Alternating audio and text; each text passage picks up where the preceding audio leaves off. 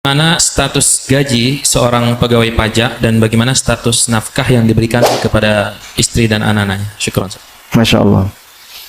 Ini pertanyaan tepi jurang. Pertanyaan seperti ini di tempat umum, apalagi online dan seterusnya. Ini kalau jawabnya kepleset, ya, Masya Allah. Penanyanya kan nggak ada ya. Maksudnya dia mungkin tidak dikenal identitasnya. Yang tanggung jawab siapa? Yang jawab. Masya Allah. Baik. Kita bicara dari sisi kacamata syar'inya, bahwa segala bentuk kedzaliman dilarang dalam Islam. Dan Nabi SAW memberikan satu kaidah, az-zulmu dzulumatun yaumal qiyamah. Kedzaliman adalah kegelapan besok di hari kiamat. Dan orang ketika terlalu banyak bergesekan dengan orang lain, sering gesekan dengan orang lain, itu sumber musibah di akhirat.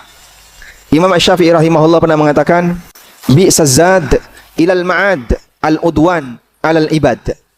Sejelek-jelek bekal menuju akhirat adalah bermusuhan dengan anggota masyarakat. Maka setiap orang yang selalu bermusuhan dengan orang lain, selalu tegang dengan orang lain, gesekan dengan orang lain, dia perlu menyadari bahwa ketegangan ini akan berlanjut di akhirat. Dan kita tidak tahu siapa yang nanti akan dibela oleh Allah. Allah Subhanahu wa taala berfirman, "Innaka mayyitun wa innahum mayyitun. Tsumma innakum yaumal qiyamati 'inda rabbikum takhtasimun." Kau akan mati dan mereka akan mati. Kemudian kalian akan berdebat di hadapan Allah Ta'ala besok di hari kiamat. Zubair bin Awam radhiyallahu anhu, ketika turun ayat ini, beliau bertanya kepada Nabi SAW, "Ya Rasulullah, apakah sengketa yang pernah terjadi di antara kita waktu di dunia akan berulang ketika di hari kiamat?" Jawab Nabi SAW, "Na'am. La yukarrarunna hatta tu'adda kulladhi haqqin haqqa." Semua sengketa itu akan diulang sampai setiap orang yang punya hak dikembalikan haknya. Maka Zubair bin Awam langsung mengatakan, "Idzan al-amru lasyadid." Jika demikian, urusannya sangat mengerikan, urusannya sangat genting. Bayangkan ketika orang sangat banyak punya sengketa, punya gesekan dengan orang lain, apa yang terjadi, Pak? Dia akan membawa semua sengketa itu sampai kiamat. Lalu nanti dia akan berhadapan dengan banyak orang dan diadili oleh Allah Subhanahu wa taala. Semakin panjang hisab yang akan dia alami dan belum tentu dia akan dibela oleh Allah. Apalagi dalam posisi ketika yang dihadapi adalah orang yang pernah sakit hati pada dirinya. Maka kerja di posisi ini berarti dia bekerja ngumpulin seperti itu. Tinggal silahkan diperbanyak atau dikurangi. Bagi Anda yang punya kesadaran tentang masalah hari kiamat, kita tidak perlu untuk bicara masalah fikih ya. Hidup tidak sekali, ada kehidupan yang kedua. Dalam posisi inilah kita nanti akan berhadapan dengan banyak hal. Semakin banyak kita gesekan. Di sini berhadapan dengan pengusaha yang nggak terima, di sini pengusaha nggak terima, di sini nggak terima. Mungkin akan ada banyak puluhan sengketa dan kasus yang kita alami di bawah sampai kiamat. Yang berbahaya adalah ternyata dalam posisi itu tidak ada satupun kita dibela oleh Allah. Terus gimana, Pak? Maka pahala yang kita punya akan kita bagikan kepada mereka. Fa akhadha hadza min hasanatihi wa hadza min hasanatihi wa hadza min hasanatihi. Yang ini mengambil salatnya, yang ini mengambil sedekahnya, yang ini mengambil pahala A, pahala B. Fa in faniyat wa lam yuqdama alaih. Ketika pahalanya habis sementara dia belum selesai menunaikan kewajibannya, ukhidat min sayyiatihim thumma turiha ilaihi thumma turiha finnar. Maka dosa-dosa orang ini akan diambil kemudian dilemparkan kepada orang ini, setelah itu dia dilemparkan ke neraka. Waliyadzubillah. Terus gimana, Pak, solusinya, Pak? Silahkan bekerja, pilihannya masih banyak. Cari di tempat-tempat dan lini yang halal. Jangan di bagian itu. Kalau masih ada pilihan-pilihan yang halal. Amankan diri Anda. Jangan sampai hanya gara-gara memperjuangkan harta dan nafkah yang itu sudah dijamin oleh Allah seluruh rizki para hambanya. Tapi ternyata justru itu membahayakan posisi kita ketika kita menghadap Allah Subhanahu wa taala. Sehingga mari kita sayangi diri kita. Kita sayangi diri kita dengan cara jangan sampai terlalu banyak membuat sengketa dengan orang lain. Wallahu a'lam. Mengenai hadis Rasulullah bahwa pemungut pajak di neraka. Ya.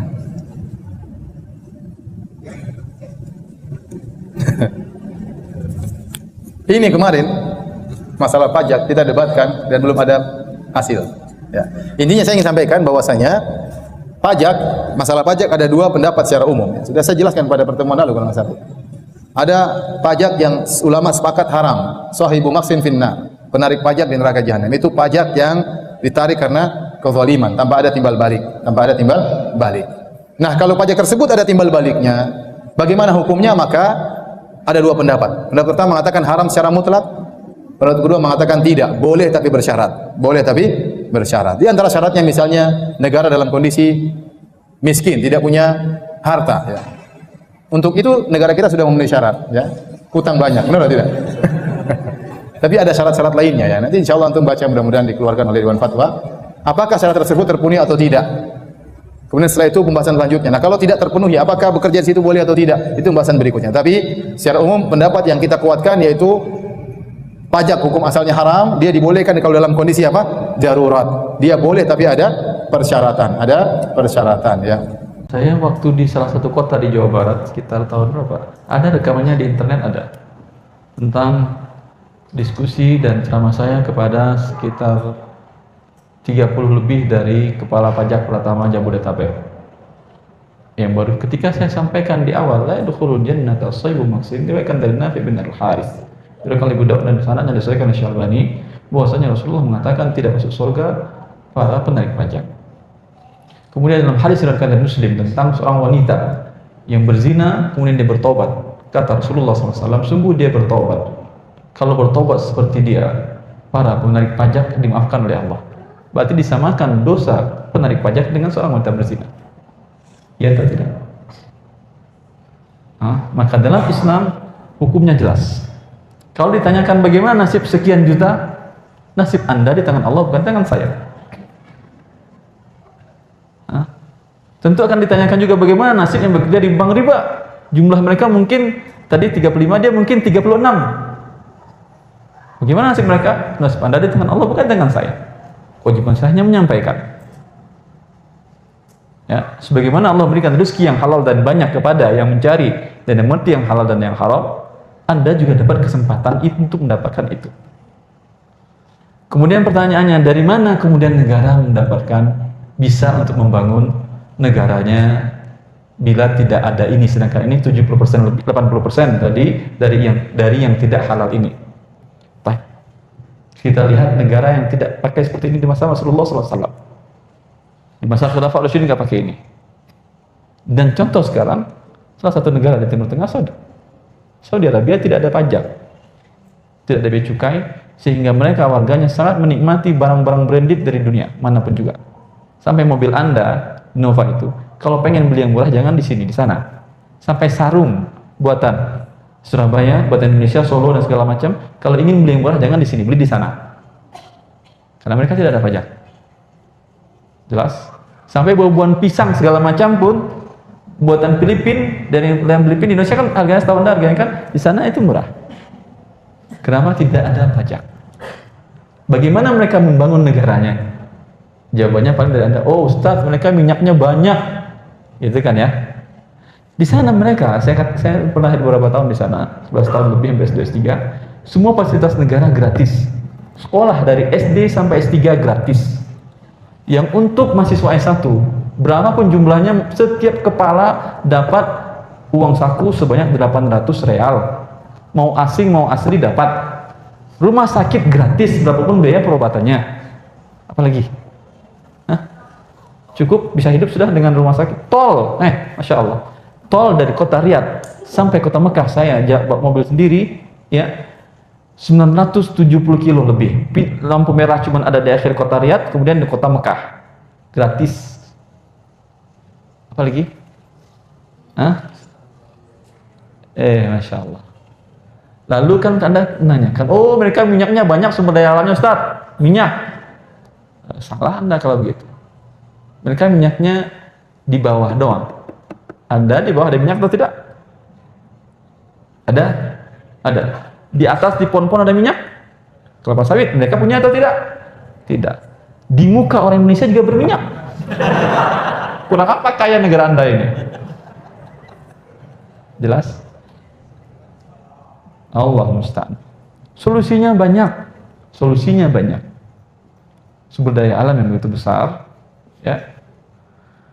Kemudian bila solusi yang lain yang diinginkan juga banyak solusi yang lainnya. Sumber daya alam tadi saya katakan besar sekali, tapi cara pengelolaannya yang perlu dipertimbangkan kembali. Lalu permasalahannya, Ustaz, kita yang wajib pajak, yang dikenakan wajib pajak ini berarti boleh lari dari pajak karena hukumnya haram. Boleh kalau Anda tidak masuk penjara. Anda kan akan dipenjarakan oleh mereka. Lihat, nggak mau Anda bayar uang palak, di penjara. Kalau masih preman masih gampang kan, nggak mau dia paling semprot doang, ya, cemprot doang. Kalau negara nggak bisa cemprot Anda, masuk penjara. Baik. Bolehkah Anda bekerja di pajak? Boleh. Dinamakan dengan kalaf di masa Syekhul Islam Taimiyah dengan satu syarat, yaitu syaratnya Anda bekerja bermanfaat untuk orang yang dizolimi. Siapa yang dizolimi dalam hal ini? Rakyat. Maka bila Anda memberikan laporan pajak, bila orang bayar pajak, Pak, saya nggak punya uang segini-gini aja, ya udah saya terima, bebas, bisa diputihkan. Itu Anda berpahala Anda. Anda berarti menolong yang lemah, bukan membantu negara menzolimi rakyat. Tapi nggak bakal naik pangkat Anda. Mungkin Anda juga dipenjara bareng mereka. Tapi kalau Anda seorang yang jujur, ada salah seorang dokter, beliau saya sebutkan namanya, pasti Anda tahu. Dan dia sudah, Masya Allah, sering dengar kajian saya. Dan dia mengundang saya di salah satu kota di Jawa Barat tersebut untuk menyampaikan ceramah tentang pajak dengan para kepala pajak pertama sejak Jabodetabek. Ustaz, saya udah pensiun, tapi masih diminta oleh Kementerian Keuangan untuk menjadi pengawas pajak. Karena dia dikenal bersih selama dia memegang jabatan kantor kepala bea cukai di beberapa kota termasuk di Jakarta. Bolehkah saya menolak kalau Anda tidak wajib bagi Anda bekerja di pajak? Lah, tadi katanya nggak masuk surga, Ustaz. Masuk surga itu kata Rasulullah. Memang ente masuk surga, tapi ente wajib di pajak.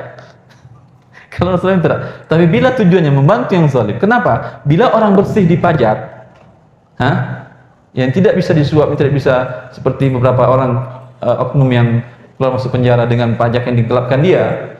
Masalahnya negara, bila uang yang ditargetkan oleh negara tidak tercapai, tahun depan apa yang dilakukan negara? Pajak dinaikin atau tidak? Bertambah kezaliman atau tidak? Lihat.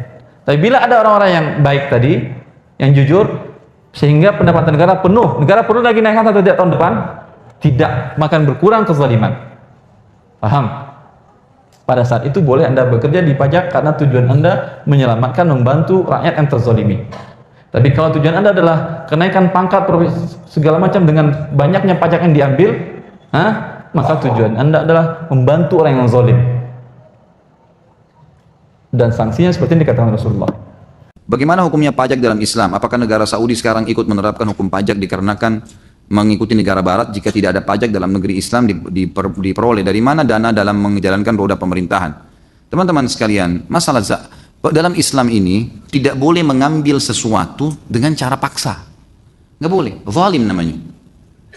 Pajak ini kalau kita bicara apa adanya, realitanya, kalau kita tanya setiap warga misalnya, disuruh pilih bayar pajak atau tidak bayar pajak, kira-kira apa yang dipilih oleh warga? Nah ini banyak yang jawab nih. Tidak kan? Kalau disuruh pilih makan di restoran bayar 10% dengan tidak bayar, yang mana Anda pilih? Tidak bayar. Artinya kalau orang bayar pajak 10% itu dipaksa, kan? Ini tidak boleh mengambil harta seorang muslim secara paksa. Ini sebabnya sebagian besar ulama mengharamkan, tidak boleh. Kecuali kalau strateginya sama dengan Nabi SAW. Nabi SAW kalau ingin membentuk pasukan jihad, ingin berbagi-bagi sedekah, apa yang beliau lakukan? Beliau iklankan. Nih ada saudara kita kalian yang sedang butuh si fulan, menyumbanglah. Ya. Nabi SAW kadang-kadang membuka jubah beliau menaruh, lalu orang-orang pada menyumbang di situ. Lalu kemudian Nabi SAW berikan kepada mereka. Sukarela. Tidak ada penentuan persentasenya, tidak ada paksaan. Nah ini lain. Ini lain. Ini boleh dalam Islam. Nanti dalam bahasan dosa besar kita ada namanya maks. Maks itu pajak atau pajak lah umumnya. Apakah itu pajak diambil dari masyarakat secara paksa atau pajak diambil dari bea cukai barang-barang yang masuk. Di zaman Nabi SAW, orang masuk keluar masuk Madinah, masuk di negara Islam tidak ada sama sekali bayar apa-apa. Ini orang pergi rekreasi sama keluarganya ke Eropa, belanja. Lebih dari $1.000 atau berapa dolar harus bayar. Apa urusannya? Orang beli barang dari keringatnya dia. Dia beli produk yang dia mau. Kenapa Anda ambil? Apa urusannya gitu? Kan mestinya nggak boleh. Pasti kalau mau tahu itu paksa atau tidak, tanya. Dia mau bayar nggak? Kalau dia nggak mau bayar berarti itu jelas dipaksa berarti. Gitu kan? Ini nggak boleh. Nah karena sudah menjadi sebuah kebiasaan, jadi orang akhirnya biarin aja sudah. Karena terpaksa. Tapi kalau disuruh pilih orang tidak mau.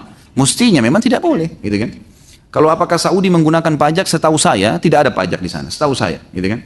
Tidak pernah saya selama di sana tuh makan restoran 50 real, 55 real misalnya, tambah 10%, tidak pernah. 50 real, 50 real, notanya itu kita bayar. 10 real, 10 real. Belanja apapun, beli baju, beli apa semua, tidak ada pajak sama sekali. Gitu kan? Tidak ada pajak sama sekali. Itu yang saya tahu, Allah alam. Kalau dari mana pemerintah hidup kan banyak. Dari zakat. Zakat harta boleh dikelola oleh pemerintah. Di zaman Nabi SAW, zaman Khulafaur Rasyidin, zakat masyarakat distor kepada pemerintah. Pemerintah lalu memberikan kepada orang yang tidak mampu. Gitu kan? Perniagaan dimudahkan. Tidak ada peraturan-peraturan ketat kecuali yang melanggar agama. Dimudahkan. Ya, pada saat Abdurrahman bin Auf membebaskan sebuah tanah di Madinah di zaman Nabi SAW, belum bebaskan. Tanah itu padang pasir, gitu kan, milik seseorang, dan akhirnya dia mengatakan saya ingin bebaskan, kerjasama sama orang yang punya tanah, saya mau buat pasar nih. Kata dia baik silakan, kita bagi hasil. Dibuatlah sama Abdurrahman bin Auf kotak-kotak dari tanah liat, seperti kalau kita sekarang kios-kios gitu. Setelah jadi pasar, Abdurrahman iklankan, siapa yang mau pakai pasar ini silakan gratis, silakan gratis. Kalau ada pun yang mau menyumbang sesukanya, silahkan. Maka orang-orang pada pindah, hidup jadi pasar baru di situ. Akhirnya orang-orang kena merasa ada transaksi jual beli, mereka dengan sukarela memberikan kepada Abdurrahman dan akhirnya memberikan Abdurrahman harta yang sangat banyak sampai berpeti-peti emas didapatkan dari pasar itu. Tadinya pasar itu cuma disukarelakan. Banyak dimudahkan perdagangan, perniagaan dimudahkan, gitu kan. Jadi masyarakat itu hidup. Saya tahu sekarang Cina misalnya, dia pemerintahnya memetak-metak wilayah itu, misal wilayah ini khusus untuk kain misalnya, kayak kita contoh misalnya Malang ini apa sih spesialisnya, mungkin orang ahli jahit misalnya, baik pemerintah subsidi di sana dana, semua yang berhubungan dengan jahit-jahit, pabriknya segala kain ditaruh di sana, udah. Seperti itu, teman-teman saya mengatakan kalau kami sekarang datang ke Cina, kalau dia memang di paspornya tertulis businessman, memang dia pedagang, pengusaha, maka di bandara sudah dijemput tuh, pemerintah Cina jemput di bandara, ditulis namanya. Padahal orang dia bilang saya tidak kenal, tapi sudah ditahu. Dari data visa sudah ditahu kalau ini profesinya orang seperti ini. Dijemput, Anda mau apa nih? Oh saya mau pabrik kain misalnya, ditunjukin. Saya mau ke sini, ditunjukin. Begitu. Jadi langsung dibawa dan akhirnya hidup suasana itu.